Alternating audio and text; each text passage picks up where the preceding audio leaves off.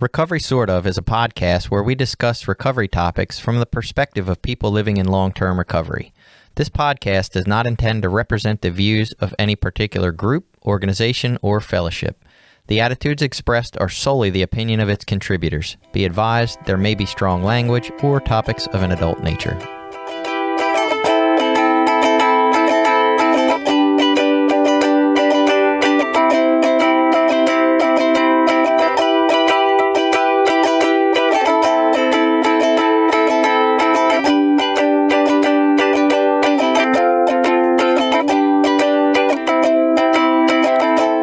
Welcome back. It's Recovery Sort Of. I'm Jason, a guy who is living these traditions to the best of my ability as much as I understand them. And I'm Billy. I'm a person in long-term recovery.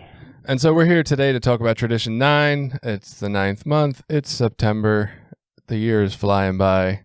Almost thank God from the standpoint of having to do the traditions because they can get dry at times. The first few were so wonderful. And now it's like, I don't know. But anyway, Tradition 9. Of course, Narcotics Anonymous specific. That's why it says NA in it. It says, NA, as such, ought never be organized, but we may create service boards or committees directly responsible to those they serve.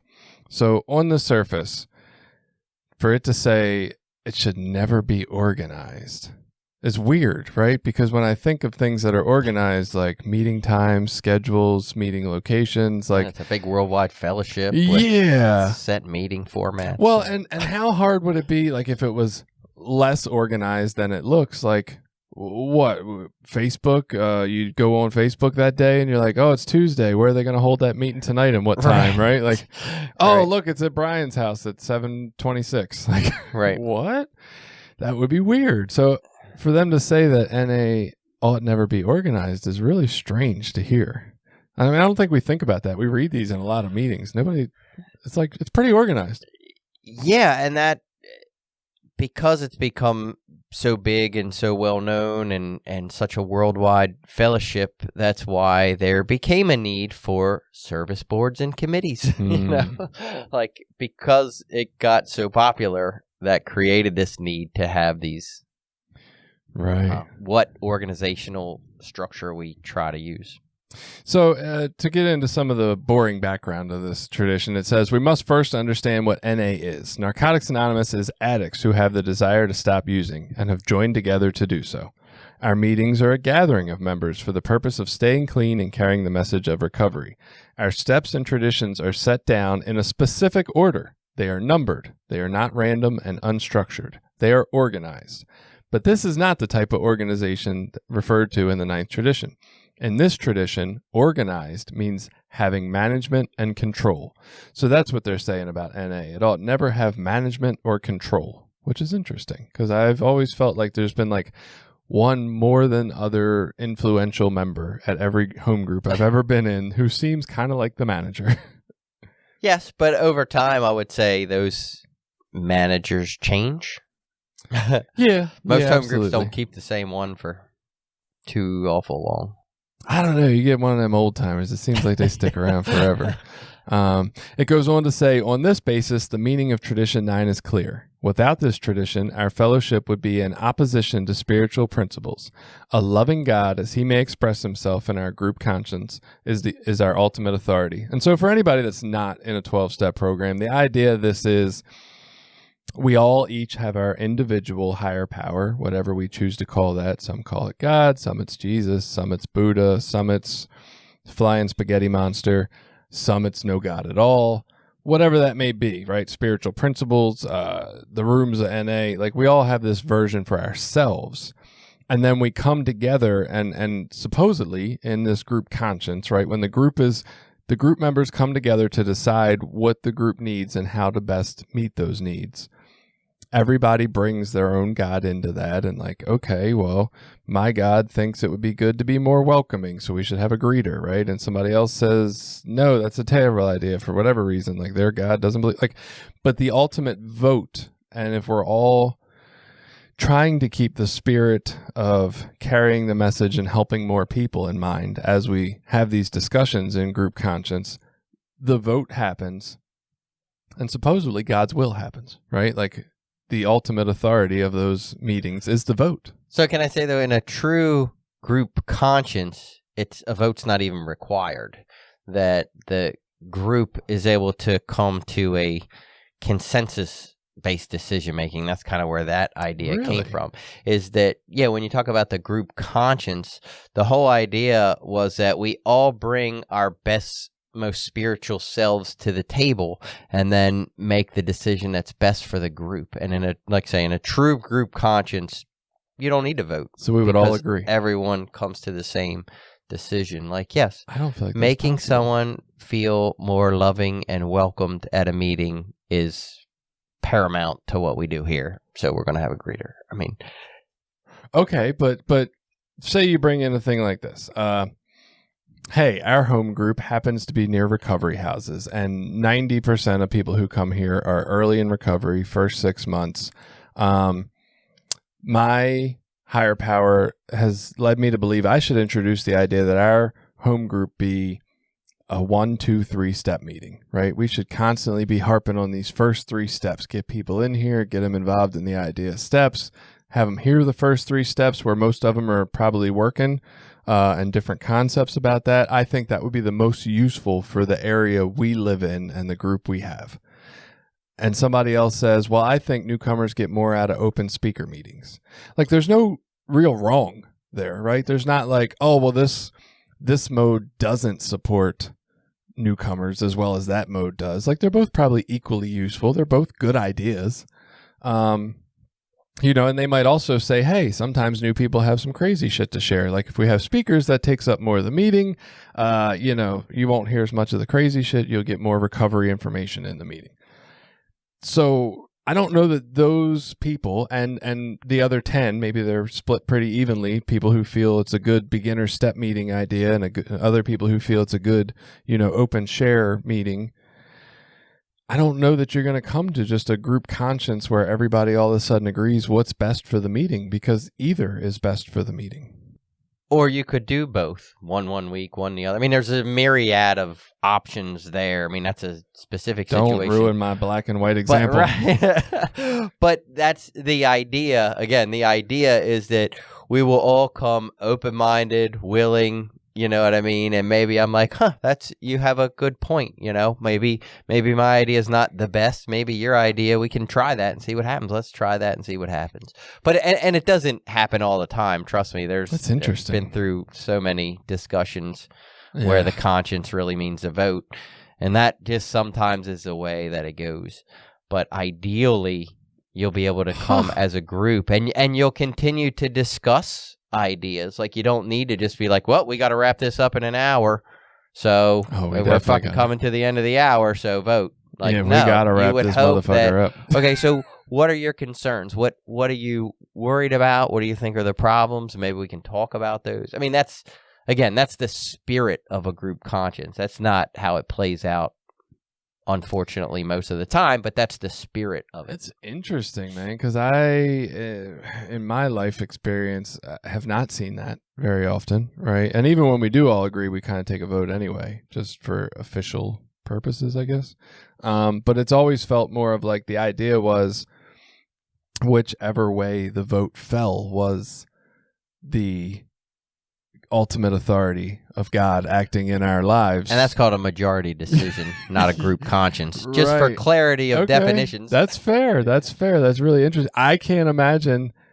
I think all the stuff that the group conscience already agrees on is already in place. So it's almost I can't imagine any topic being brought up of change and everybody just Hence agree. Why I hate policies, because most of the time, 99% of the time, totally unnecessary. Oh, wow. So that's so interesting. Well, yeah. And as we get further in this tradition, I tend to agree with you, right? It talks about simplicity. That's exactly so what times. It's talking about here. Stop with all the fucking rules already. Right. We don't need that shit. It's already good. You just show up, have a fucking meeting, talk about recovery, help each other. That's all we need to do. I feel like I can't get my family to have a group conscience about anything. We all disagree. I can't picture having I don't know. Okay. Yeah.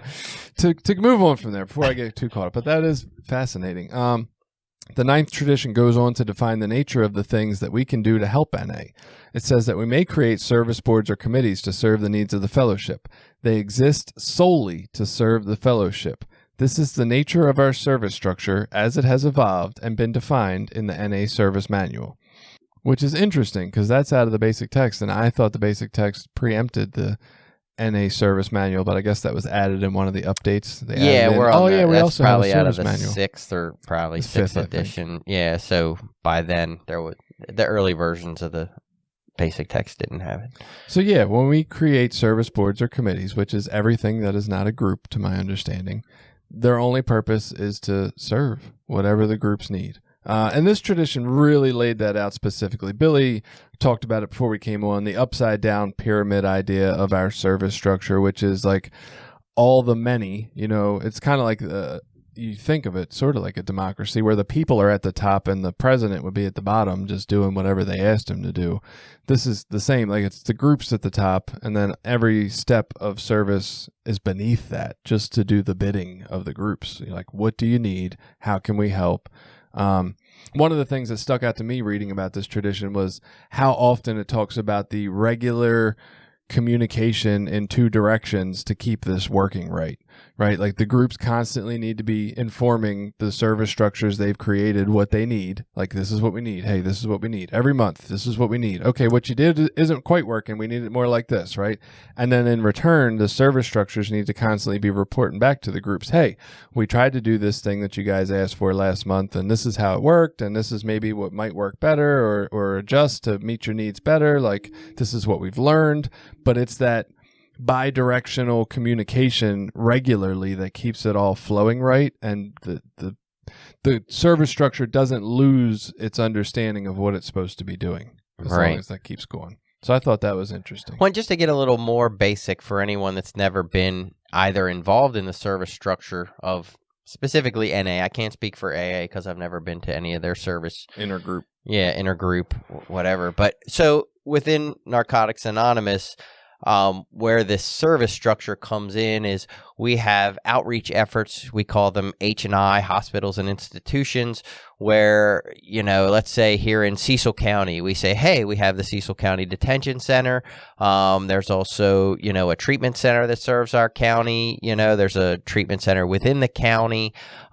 We'd like to make sure that there's NA meetings available to these people.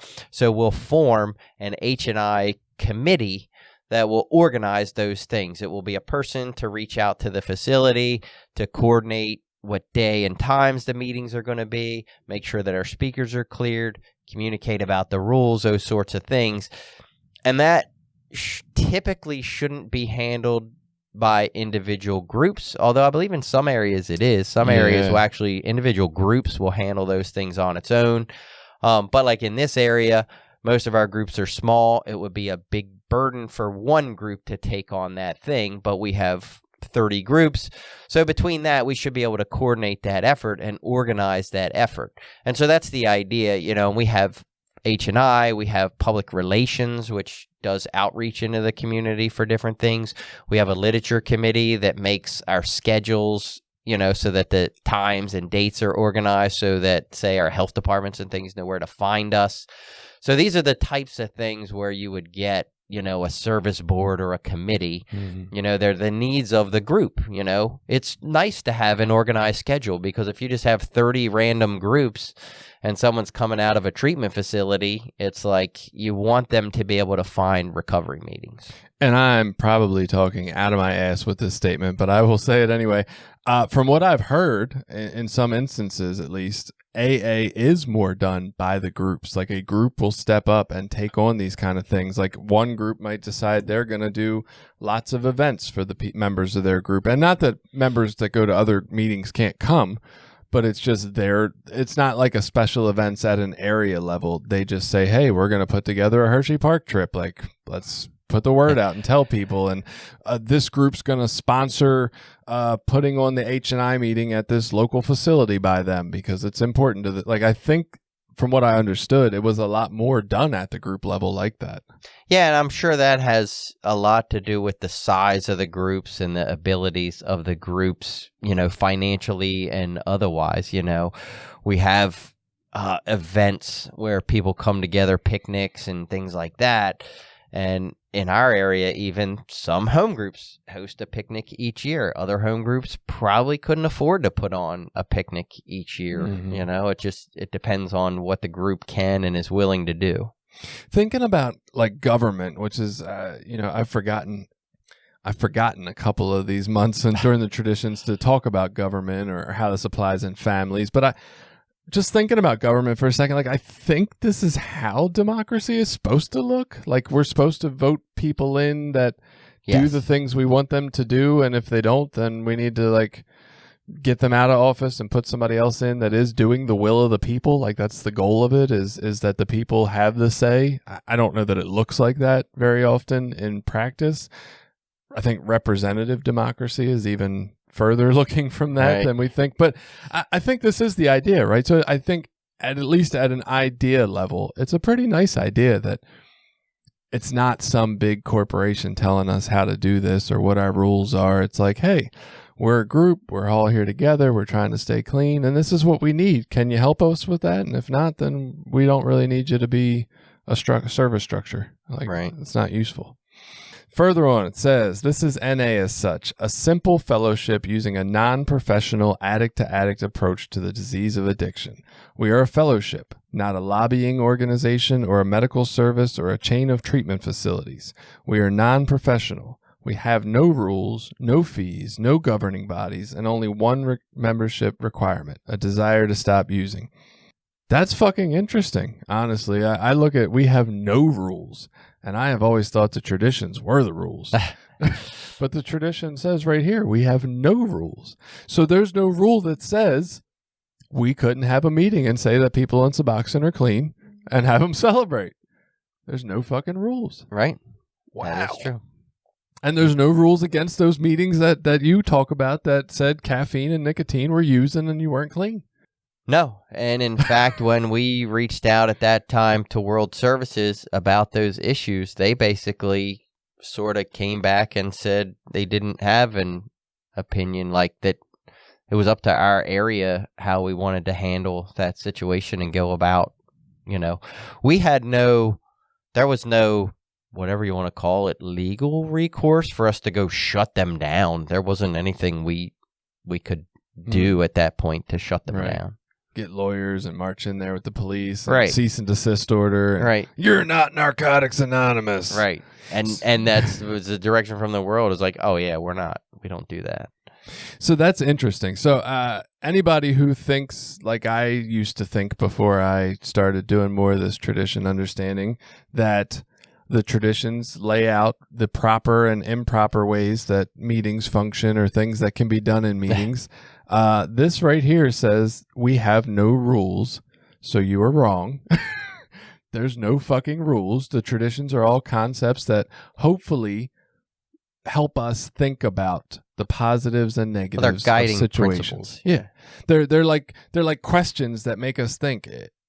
How's this going to work out for the benefit, and what are the drawbacks of it before we go into making decisions? Right. And again, all of this very idealistically, but in an ideal situation, you know, we're bringing our best foot, our healthiest version to the table, and we're trying to act in, you know, these common principles. What is our common good? What is our primary purpose? How best are we serving other people? Like those principles should be guiding our decision making.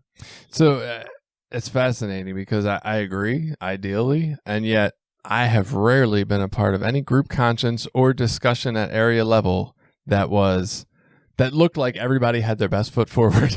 Like it often looks like arguing and resentment. And that's one of the funny things. So my home group is very disorganized. We don't have a lot of structure in place with officials and stuff like that. We don't ever vote on anything. And it's not that we don't discuss things. Things come up. We have anniversaries. We have meetings. We pay rent. We do all those things. We go to area service and get our literature. We don't have a need to take a vote because we just talk about things and then we decide what we're going to do in the group conscience. Isn't there ever a dissenter? I got to join and be a dissenting voice. I mean, over time we've had that, and there's been occasions over years we've had to vote on things, but for the most part, you know, and again, we are, and some people don't care for it very much. We are a very disorganized type of group. You know, we don't have positions. We don't have an official, you know, chairperson and an official this or that person. We just, we show up and the meeting happens, and whoever sits up at the front of the table sits up at the front of the table, you know, and it works for us. Yeah. Might not work for, you know, it doesn't work for everyone because people have come and said this is crazy and quit and left and whatever. But for us, it works, and we have an NA meeting, and there's a bunch of us that stay clean. I have gone into meetings or joined home groups and definitely tried to be the voice of like, this isn't structured enough. We need positions. We need more formality. We need a GSR. We need somebody that goes to area. Like, and there's a lot of groups that don't operate under that understanding. Like, they do more of what you're talking about. They just show up and fucking have a meeting, and it goes fine, right? It's a fucking meeting, and that works, and it's good for some and not for others. And I think maybe looking at it now, like maybe I was trying to bring my structure into meetings because that's what makes me comfortable, right? Like I need rules and operating procedures and shit. And the fact is, like, it really doesn't fucking matter. Well, and it's not even that one's wrong and the other one's right, or one's better and the other one's worse. It's like that is the definition of the group conscience. You go in and hopefully you're getting with a bunch of like-minded people. And I'm sure there are people that feel way more comfortable in a structured home group with set positions, and that avoids conflicts and it makes sure responsibilities get handled. Like, there are definitely major benefits to being in a group that's organized that way. Yeah. So it's not that one's right and one's wrong. It's just, well, it's like going to lunch and somebody's sitting in your seat. Right. Right. I sat there yesterday. That's my seat, right? Like, I want to hug people. I'm the greeter, God damn it. You're not the greeter. Right. And that's the beauty of the fellowship, is the diversity. Right. And this tradition and some of the other more kind of boring ones, they're what allows this freedom to take place. You know, they're what allows God in as many forms to work through the fellowship. So we need the meeting that says that nicotine and tobacco aren't clean, because some people are going to gravitate to that and find it easier to recover in that environment. And we need the meeting where they say, fuck yeah, you're on Suboxone, you're totally clean, you celebrate here. Come, welcome. Yes, we need all those meetings, meetings, right? Like, yeah, fucking chair the meeting, talk about it. That's interesting. God, this is all more fascinating as I learn more, man. I can't wait to go out and tell everybody how wrong they are for having rules. That's the opposite of what I'm supposed to do, right? And it's hilarious because we've talked about this recently. So I've been involved in our service structure for a long time and was big on rules and have helped write policies for different subcommittees and all that. And now I go back with the time and understanding that I have now and be like, most of that shit needs to go in the garbage, and we just need to see the situation that's in front of us, have a discussion and make a group conscience about it, and then move forward. And we don't need fucking all these rules to dictate how things need to go. So you didn't stick around for this portion of it last month, but we were talking about, I brought up the idea that you had given me, that you said it was supposed to flip-flop between Harford County and Cecil every so often, right? And I said, as far as I understand, I was told by a more experienced member that this is how it used to be, blah, blah, blah. And then there was pushback. There was some experienced members who were like, it was never an agreement like that. I was like, I don't know. Yeah, and I'll be clear. It wasn't specifically an agreement. That's just kind of how it went. Right. So I was like, well, look, if more of you guys are from Harford County, if this is something you want to explore, feel free, right? If you don't, or if nobody wants to put the time in to find a new church, don't worry about it. So this brought up the discussion of what we're going to do. The Delta variant of COVID, are we going to get shut down again at the current location? How quickly should we find a new location that's more open to staying open? And somebody put in a motion, right? And they were like, look, the motion is just that if this church closes down, we need to find a way to meet, so we should meet on Zoom again. That was it, right?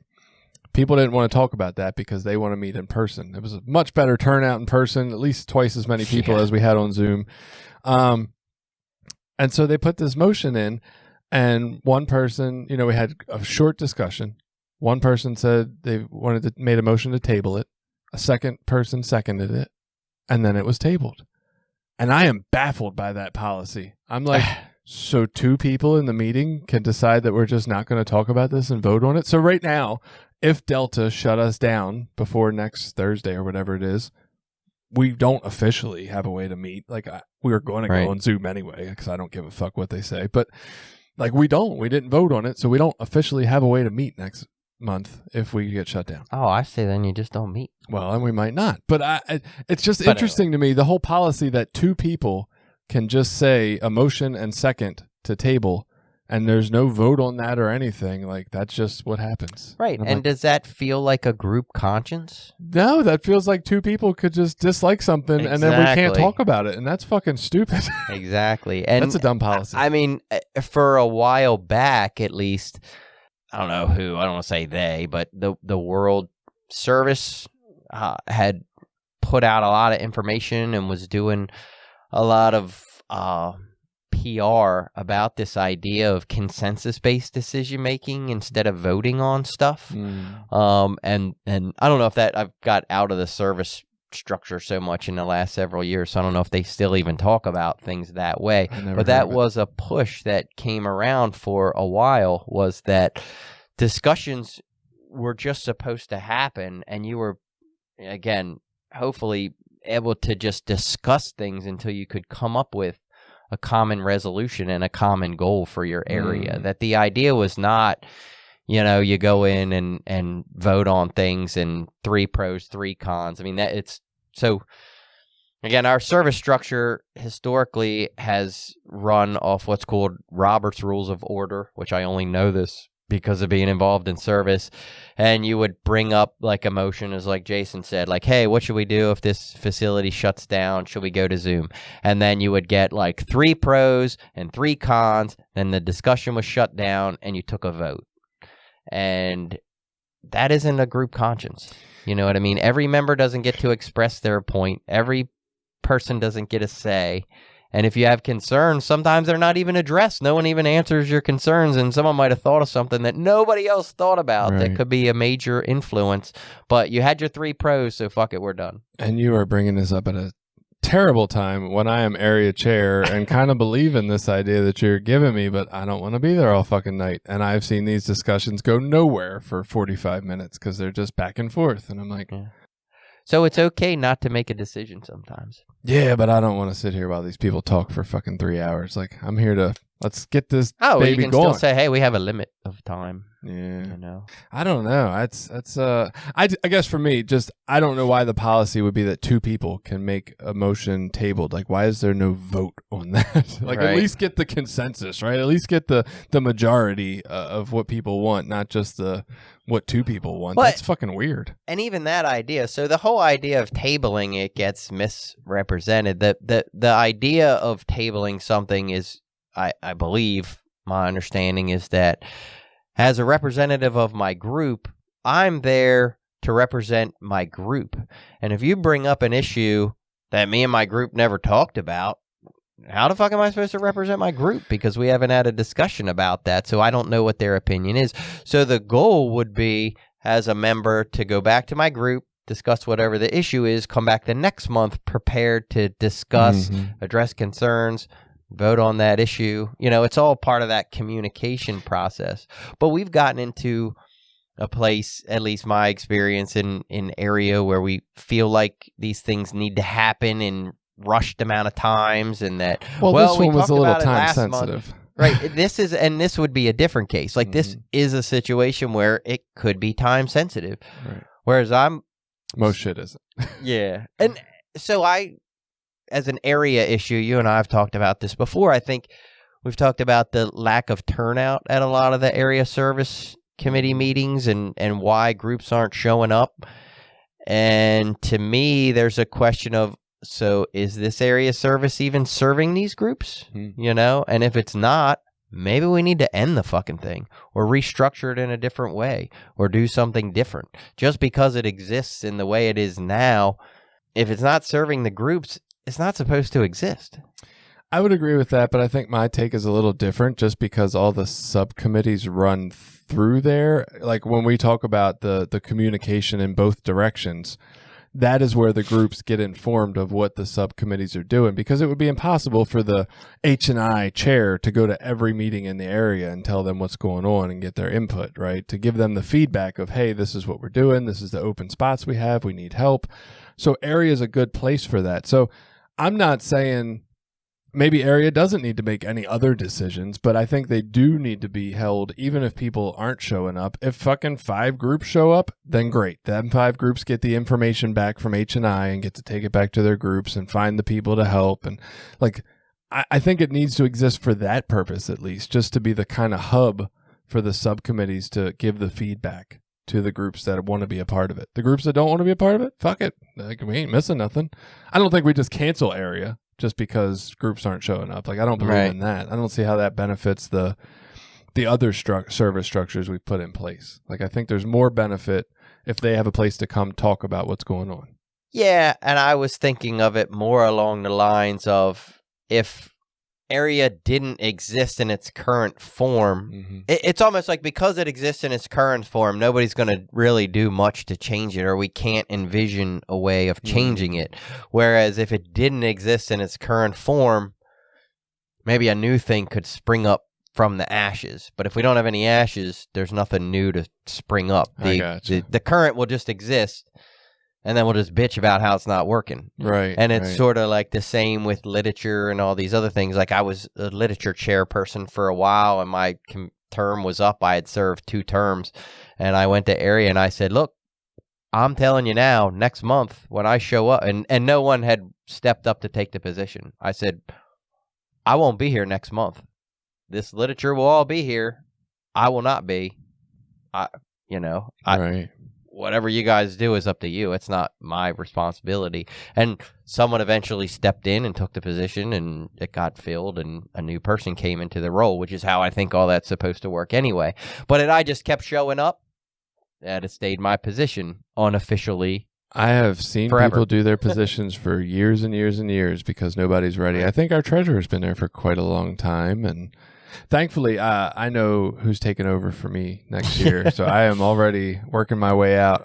But I think that's how the group conscience works. It's like God works through individuals, and if the same people stay in the same spots for too long, are you allowing... Right, it becomes that God's person. Conscious, even indirectly, even with the best intentions and the most sincere desires, it just becomes an extension of me. And, if I get out of the way and get out of that position and a new person comes in, new things might happen, things that I was doing might fall away, and the way it's supposed to be will work its way out. Right. So, yeah, I do think that is the idea of tabling, is to get your group's ideas about it. It also says in our literature that, like, when you're elected to represent the group as GSR, they're trusting not only that you can carry the information back and forth, but also that you will make decisions on their behalf at times. Like, they trust your judgment as part of that requirement to get voted into that, which I found interesting when I read that. Yeah, well, because there are things that are time sensitive, like you mentioned. There might be an issue with money needing to be spent for a event or a thing that's coming up that you don't have 3 months to go back and forth to groups. Well, and tabling in this fashion of these 2 people felt more like the filibuster in the government. Yeah, right. That's what it was. We'll just create no vote, which was weird. I don't know.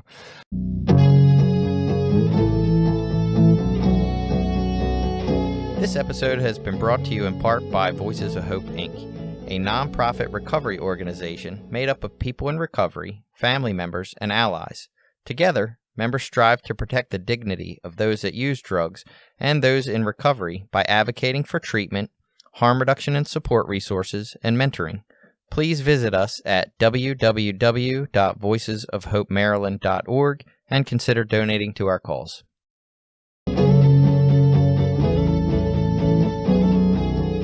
This goes on to say, yet, for all its emphasis on keeping things simple, Tradition 9 is not an excuse for disorganized service work. Instead, it recognizes that our fellowship does require a certain degree of organization to fulfill its primary purpose. Rather than recommend that NA groups themselves become organized, the ninth tradition suggests that groups organize separate boards and committees to serve their needs. Just as we are non-professional but may hire professionals to help us, so so we are not organized but may organize boards or committees to serve us.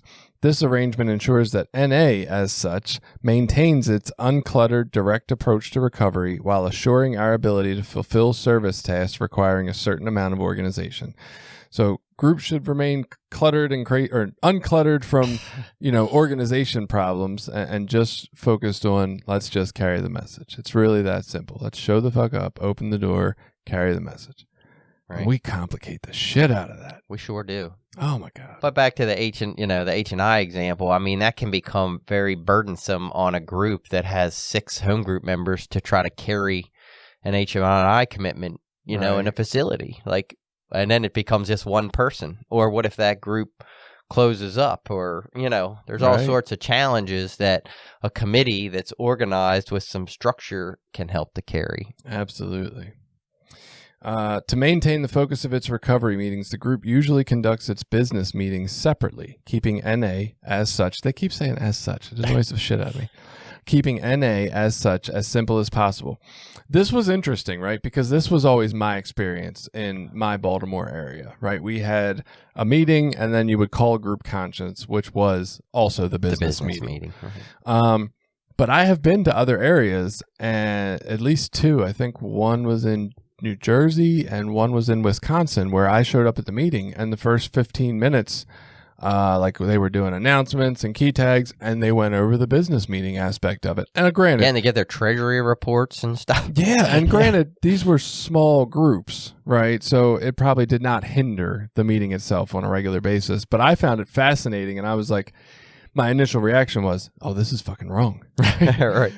But here it is in our literature saying, not that it's wrong, because there's no rules, we get that, but that it's usually not done like that because that's not the place for it. So that's I wonder if those groups are aware that this exists in our literature. Probably not. So it says, as the group grows even larger, it often sprouts new groups. So this to me kind of explained area service and why it came about. This is why I found this part fascinating. As the group grows even larger, it often sprouts new groups. To maintain some of the unity and camaraderie that existed when there was only one group in the area, these groups elect representatives who meet periodically. These representatives share information with one another about how their individual groups are doing and help one another find solutions to problems one group or another may be having. From time to time, they may even organize a joint recovery meeting or social activity, gathering the entire NA community together. Sooner or later, the groups realize the potential they have in this committee of representatives. Through this committee, the groups can combine their guidance and resources so that each of them can function more effectively and all together can carry the message farther. That to me sounded like where area service came from, where regional service came from. And I thought it was interesting because as a guy who's been a group service representative, a GSR, right, learned about it early on, wanted to get into it because it sounded like a power position. This is never how I have conceptualized it, even though I knew It's not how it feels when you're there either. Maybe that's what I'm trying to say. Right. So I knew the concept was, hey, we're just there to all, the groups run this, we're here to vote on stuff, blah, blah, blah. It does not feel like we are there like, oh, this group's having problems with a trouble member that shows up every week. Feels like a bunch of politicians. And this group has dealt with a troubled member who's showed up every week, and they know some ideas of what worked and what didn't. We should help. Like, it does not feel like a spirit of cooperation. It feels like where you show up to get literature and argue. So you're the chair. Can you put that in the, what do you call it, the format? Just read that little couple of sentences before every area service. Right? Like it definitely, it's weird. It does feel like this spirit of almost government and being a part of that and look, feeding into it myself at times. I've been like there getting too. heated 100%. shit. I look at that now and I say, well, no wonder governments go fucking off the rails and they look like they do, because once you get in that environment, that's how it, like the feeling is, my side's got to win. Oh, yeah, we got to make our power play. And it's so weird. But yeah, all we're supposed to be much. doing. And so honestly, from my understanding of reading this, next week at Area, we should show up.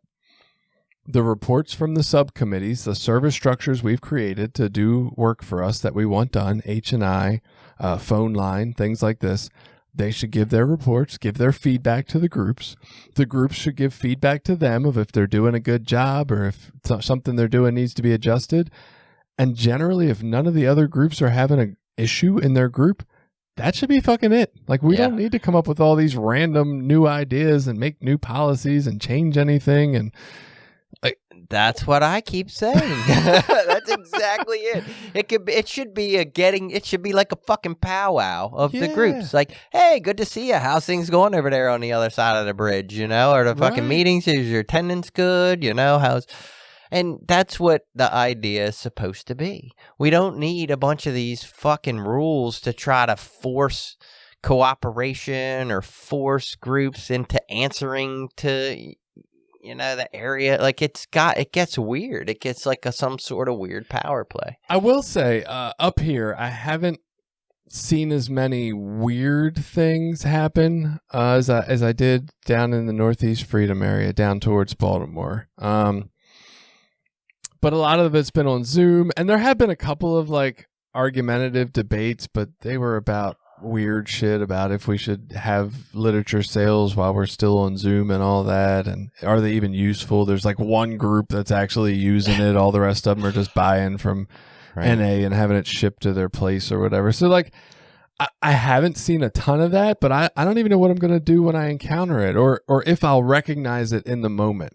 Right? Like, I think it's harder to recognize when you're in area service and the discussion's going on, to step back and be like, fuck are we even talking about here? Yeah, and that's so one of the things, and I had one of my previous sponsors bring this up to me a lot. Like, one of the first things, there's a few basic questions we can ask when a new policy comes up or something. It's like, well, how best does this serve the newcomer? You know, does this have any relevance to the newcomer? Because if not, then it's probably not that fucking important. Not that it doesn't need to be discussed, but its level of importance goes way the fuck down when it's not directly helping someone, especially a newcomer. Two, is this necessary? Like, is this helping someone in some way? Like, you know, is this policy needed? And most of the time, those two questions eliminate 50% of what we waste a fucking hour and a half talking about. Right. Whether we need a time requirement on the chair position for how many fucking years they need to have. Why don't we just have a group conscience and let God decide whether that person's fit to be the fucking chairperson of that committee or not, and get out of the way? 17 years I've been around Narcotics Anonymous and watched these discussions of time limits, and people say, hey, we don't have anybody with the qualified time that wants to serve in this position, but here we have this individual who's got this much, which isn't quite what we say is the rule. Right. Not once have they ever said no. Right. They're always Every like, well, time they we'll take say, a vote and waive the clean time. And it's like, so why have the fucking rule? It's like you just make a rule because you feel like you can.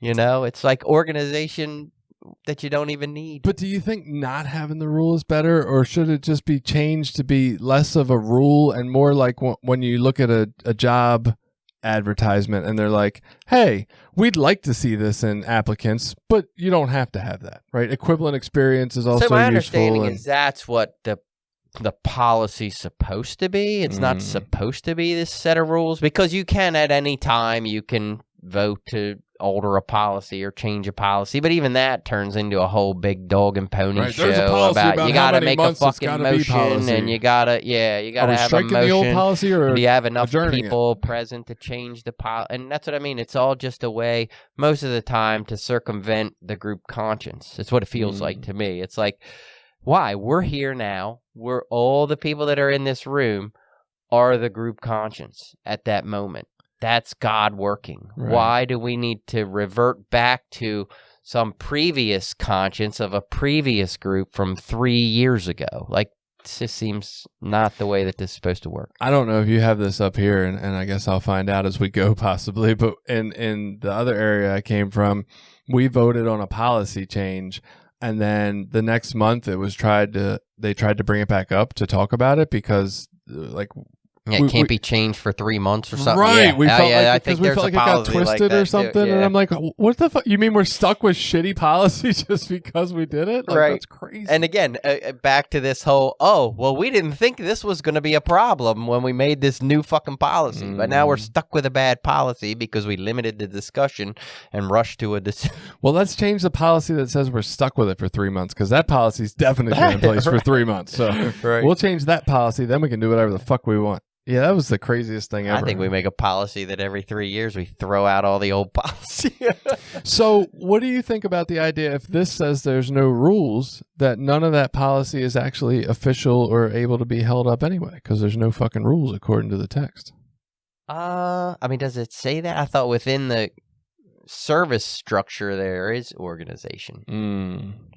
At the group level. Okay. So none of this affects my group. Like, and I've actually said this a bunch of times. I don't care what they do at area, at world, at region, whatever else. I'm going to show up on Thursday night at my home group and we're going to have a fucking NA meeting and whatever they decide, we're going to keep doing exactly what we're doing. You know, that's my protection as a group, is that I'm not organized and I'm not bound by any, you know, if Susquehanna area NA decided, you know, because of COVID, we're just not having meetings anymore. Well, fuck that. You don't have that authority to make that decision on behalf of my group. You know, my group has the authority to show up and be a group. We're not organized by your rules. So spiritual principles involved with this, they talked about anonymity, which is always, I think that's like in every tradition. Yeah, anonymity is the spiritual foundation of all of our traditions. Right, well, there it is. Right, exactly. So humility, right, I thought that was a good one. And one that struck me as interesting, because I don't consider it a spiritual principle most of the time in my life, simplicity. They mentioned simplicity as a spiritual principle, and I thought that was kind of beautiful and caught me off guard. I was like, whoa, really? Yeah, I don't know that I've ever thought about that as a spiritual principle. Right. I'm like, simple things aren't spiritual? That's not right. It's got to be spiritually complicated. Yes, we need to fucking delve into this. But of course, that's our mindsets on a lot of things. Right. Think deeper about this shit. But yeah, simplicity. How could simplicity apply in our lives in a different way spiritually? Like just...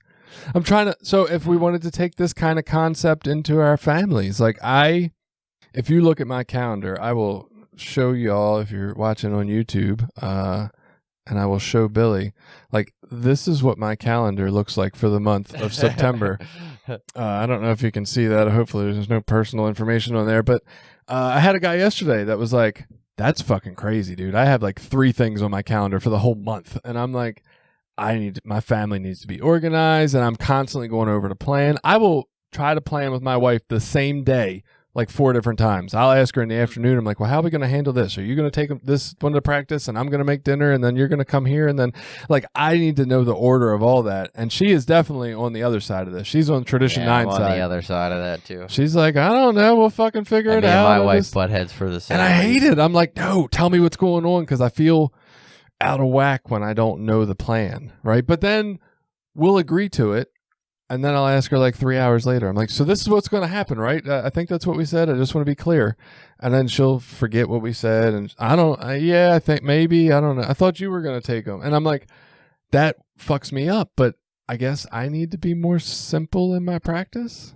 I don't know. It's disturbing. And again, it gets back to, it's hard sometimes to say one's right or wrong. Some things are better for different personalities. So for me, with my wife specifically, like she likes a lot of more organization than I do. She likes to figure out, all right, we're going to have this for dinner this night and that for dinner that night. I'm like, I just know we're having fucking dinner. And when I get home from work Monday, I make dinner most nights. So I'm like, when I get home from work Monday, I'll figure out what I feel like making for dinner. Some nights I feel like making something, and some nights I don't. I don't need to know that we're having fucking stir fry on Monday, because Monday might come and I might not feel like making stir fry. And if stir fry, so I'm a perpetual like rule follower. Like if it's the fucking rule, that's what we're doing.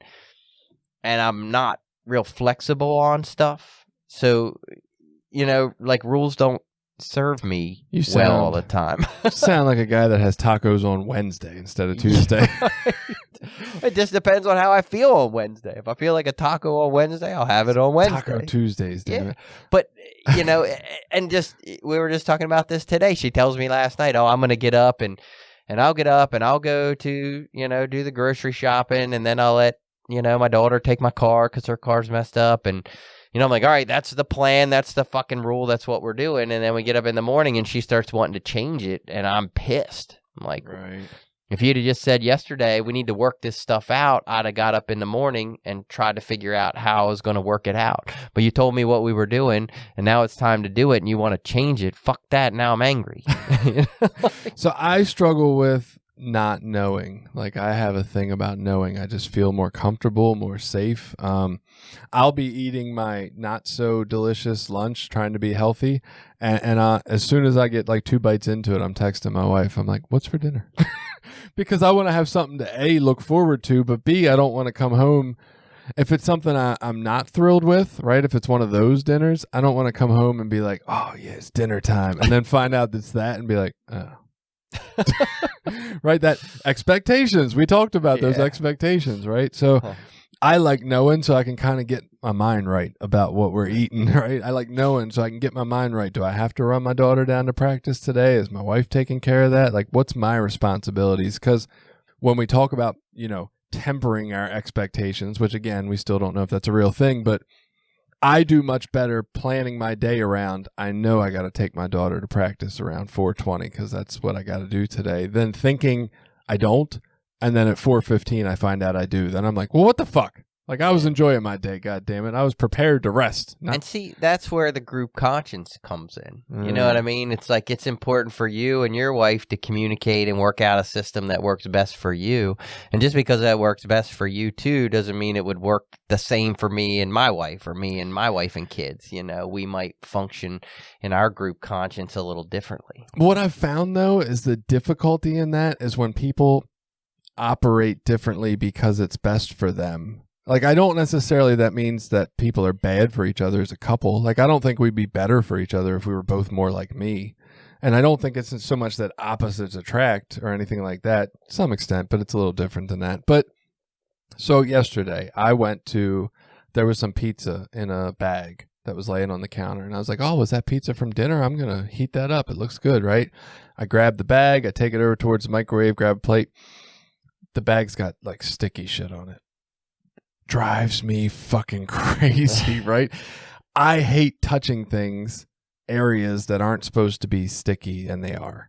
It just really, really, like, I don't know. It's awful. I like run straight to a sink. I'm washing my hands. I'm trying to wipe it up. And I've said my whole life, like, you people are just fucking dirty. You have babies. You people are filthy. You people are disgusting. You don't clean up after yourselves. Like, I'll go to get the jelly out of the fridge. The lid's half on. There's fucking jelly and peanut butter caked around the outside. It's just fucking gross to me. But it's honestly not so much that it's gross to me. It's that it does something to my insides. Like, there is a shift in the way I feel, right, when I touch that. And it bothers me. So I've labeled it, you're gross and disgusting. But the truth is, it just bothers me, right? Right. I'm very vigilant about if I make a peanut butter and jelly sandwich, I'm going to make sure I clean off the outsides of these. If I spill any, if milk spills on the table, I'm not going to leave a sticky area because I know how that makes me feel and it's really important to me. My wife and kids, they don't have that reaction. It does not make them feel like sick inside to have sticky fingers when they touch something. So it's impossible for them to have the level of vigilance around cleaning up after it that I do. Like, it's not that I'm such a great guy that I clean up after myself. It's that it fucking seriously bothers me internally. That's why I'm so committed to making sure it doesn't happen. I can't expect them who don't have that internal reaction to feel that same way or have that same level of commitment. And I guess I'm pulling that into this idea of like planning and structure in our family life. Like, it seriously bothers me internally to not have structure, to not know I got to drive somebody to practice and then have it thrown on me at the last minute. The rest of my family, they don't feel that internal feeling, so it's never going to be as important to them. And it's very hard for any of us, me or them, to go outside of what we feel to do something that's just important to somebody else. That's tough. That's a lot to ask. That's why it's called a group conscience and not an individual conscience. Yeah, The idea is that we're supposed to be able to build and develop these skills, these principles of like empathy and compassion and understanding, and maybe it's not the way that I think it should be, but that doesn't mean it's wrong. And again, these are all where it's unique to each individual. How much am I willing to change? How much am I willing to let go of? Am I willing to let go of my fucking peanut butter sticky thing because the kids don't care? Or is it important enough where we sit down and discuss it and say, look, this is a real issue for me, and I would appreciate if we could do this. And then if they agree to do that, that's one thing. If they agree to do it and don't do it, that's a different thing. But you know what I mean? If they say, yeah, we understand that's you, so we're going to take care of that, and we will commit to that. And that's beautiful. And I think from what I found in my experience, that is the most helpful thing, is to try to sit down and instead of expressing that I'm angry about it or being frustrated that they don't, just expressing the level to which it really bothers me, right? But I guess for me, you're looking at this as in a sense of what they will or can change, and I don't know if they have the ability to, right? Yeah, it depends on the age. Well, age, and I also think that some of this, the more I understand about trauma or life experience and how that affects our nervous systems and the shifts it causes in us, like, okay, so you are really uncomfortable around large crowds, right? And not to say that that can't get a little better just through forcing yourself to be in large crowds, but I don't think it's really a choice of yours to say, oh, people think I should be in large crowds, I'm just going to will myself to do it better, right? Like, you're going to feel that no matter what. Correct. And that's the same thing I feel touching sticky stuff. It's the same thing I feel when I haven't planned the day out. And I don't know. And I think my family has the opposite feeling. Right, they feel safe in a little more disorder or a little less structure around those kind of things, and they get comfort, or maybe they feel unrest at cleaning up their sticky. I don't know, like, but I don't think it's just an option of, hey, let's sit down and talk about it, and all of a sudden these people can adjust what shifts. Like, I can't adjust. It's not like I'm like, oh, it's really important to me to not touch sticky stuff. It's literally a bodily reaction. But for me, that's been my whole understanding of addiction. At least this is for myself. I don't know that I put this on my kids or family, but for myself as an addict, like, what I learn is that whole idea is that first thought wrong, and that my best thinking gets me into trouble, and I'm not responsible for how I think. I'm responsible for how I act.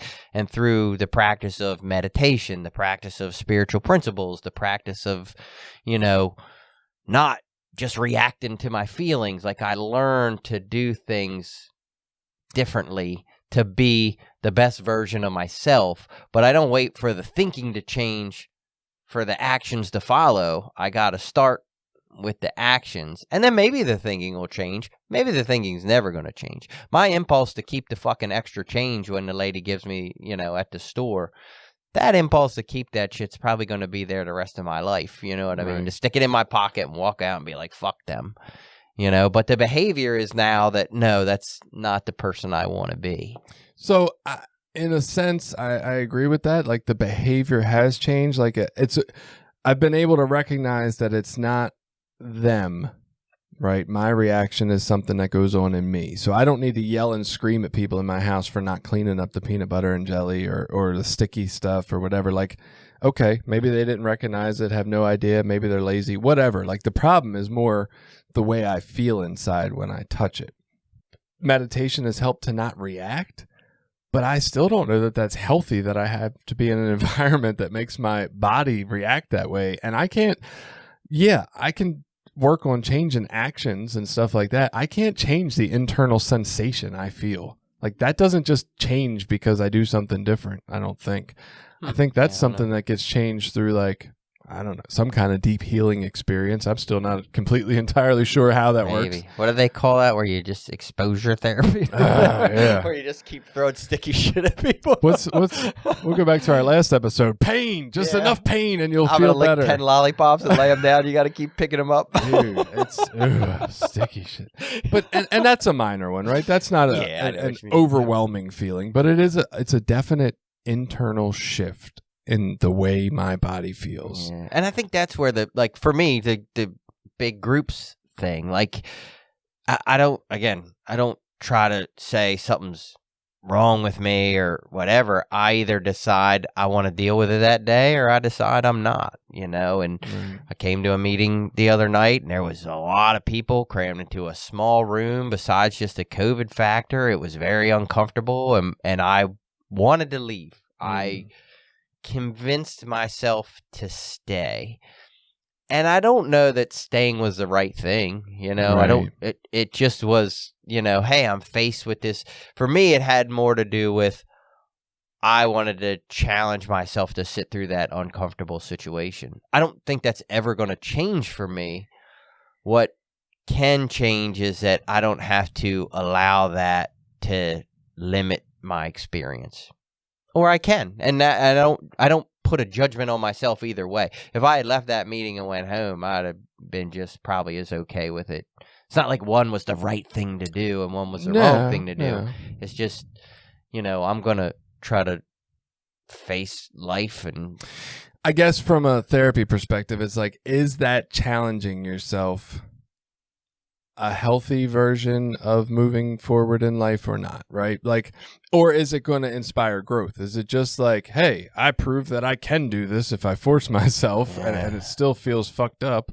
Or is it actually like, oh, okay, well, I did this, and next time I feel a little better about it? Yeah, there's a lot of variables in there. And too. if it's not feeling better next time and you just keep forcing yourself, I don't know that that's healthy. So here's, and I don't know, this sort of ties in, we're way off topic, Yeah. but peanut butter and jelly, tradition 9.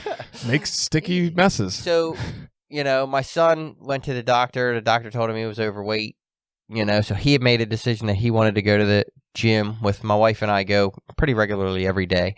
And he had decided he wanted to try to do that. And my questioning to her was, how much do you want me to enforce that?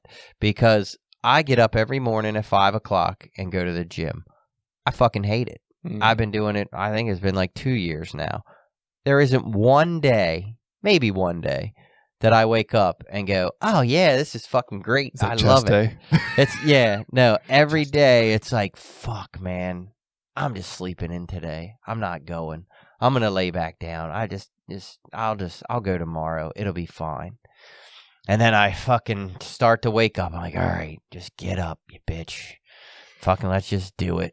You can do it. I got to stop you right there. Anytime your self-talk involves you, bitch, it's not good self-talk.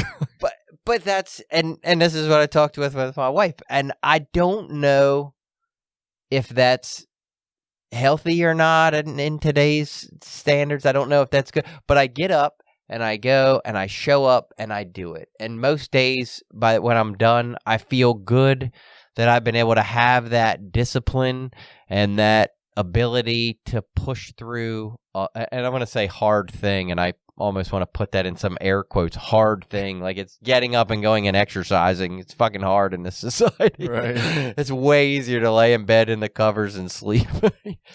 But that's where I don't know. Like, I don't know if that's good for, I don't even know if it's good for me, let alone to fucking push that on my son. Right. To be like, get up and come on. I know it's uncomfortable, but you got to do it. Push through this hard shit. Have you ever been playing an organized sport and thought, I don't feel like it's too much work to go play this organized sport? Like, generally, and I'm thinking, if you're like me, when there's a game going on around the exercising, it's fun, right? It's now entertaining, it's skill, it's practicing, so I mean, I don't know. Just looking at it from an outside standpoint a little bit and saying, I think it's great that you have that discipline to get up and go every day, but if it's miserable, why not try some activities that might actually like be exercise and be fun for you? Like, hey, there's soccer games at 6 a.m. every morning. Let's go play soccer. Like, and this is where I think the variables with a lot of this stuff come in. For me, it's just being disciplined at anything. Like, I am the least disciplined fucking person I know. Like, this has been one of the few things that I have like been like committed and stuck with now, and that's so that actually started with meditation. Meditation became one of the very first things where I had like made a commitment and then stuck with it for longer than a few weeks, a few months, Right. While it was inconvenient. Huh. So for me, and this is, again, for the variables part, it's like, yeah, I can be disciplined in certain things. So then I can take that and build on that. Like, hey, guess what? You can probably be a little bit disciplined in your diet too. Is it going to be hard? Yeah. Is it going to be what you want to do? No, probably not. But you can, you have the ability to do it. Whether you choose to or not, it's a totally different thing. But I have the ability to do hard things and stick with them for long periods of time, even though I don't want to. I know that I can do those things now. I've still been doing my diet since I think March. Oh my fucking God, I'm tired of it. So over it. But I've held it up pretty well, and I'm like, oh God. All right, so anything else about Tradition 9? No, get involved in service if you're in a fellowship and see what you can do to bring less organization to that. Yes. No organization. Bring more God. No rules. A real thorough group conscience that's not a vote. Like, if you're take in a these home group, ideas don't into feel like the you world. got to enforce rules and enforce all this stuff. Yeah, fuck it. Whatever goes. Seek the good orderly direction of your group conscience. All right. Have fun, and we'll see you next week.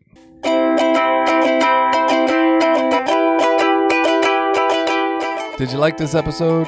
Share it with people you think might get something out of it. Check out the rest of our episodes at recoverysortof.com. Also, while you're there, you can find ways to link up with us on Facebook, Twitter, Instagram, Reddit, YouTube, anything.